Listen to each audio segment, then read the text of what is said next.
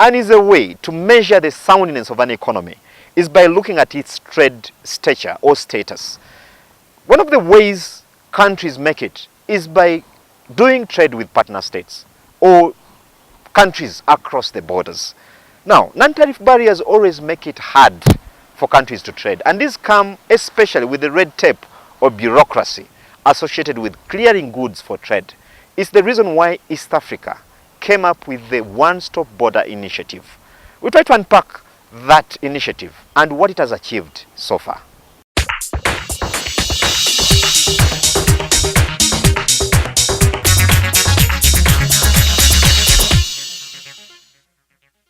For long, the issuance of permits to importers and exporters was characterized by trips to institutions. This desire to acquire permission from authorities, however, often led to delays, sometimes losses, and made doing business costly. That was then. Today, all importers and exporters need to acquire permits is internet connectivity. The Uganda electronic single window has seen the country's formal and informal exports to the region increase by 9% a year later.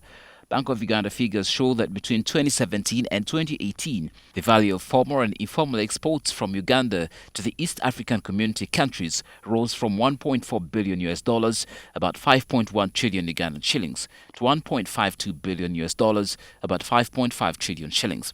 Experts say this performance is attributed to the ease of clearing goods through the Uganda electronic single window, a system that eases clearing of goods commissioned at the end of 2017. We are very excited as an implementing lead agency for the electronic single window. MDAs have been working in silos. You'll find URA, they are doing their own things. The Ministry of Trade is doing its own things. UNBS is doing its own things. And the trader goes through all these MDAs to be cleared, to clear their goods, either for export or import. So the electronic single is an electronic platform whereby all agencies make sure their processes are cleaned up, and they allow automation of their processes on a single platform. So information is shared across all ministries, departments and agencies, which never used to happen before. We have seen a lot of savings on the part of the traders in terms of costs and clearance time. As I speak now, goods from Mombasa up to Kampala are cleared within 4 days. It used to be 14 days.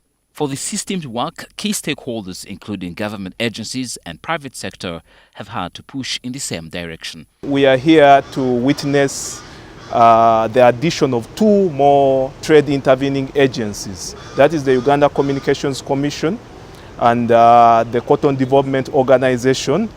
Today is a special occasion in the sense that these 2 agencies join the other 14 agencies that are already existing onto the Uganda electronic single window in facilitating the business community to be able to access the services of processing the permits for export and import through one single platform. Of the over 37 billion shillings needed to support the Uganda electronic single window, over 8 billion has already been provided by Trademark East Africa, a development partner that has supported various projects.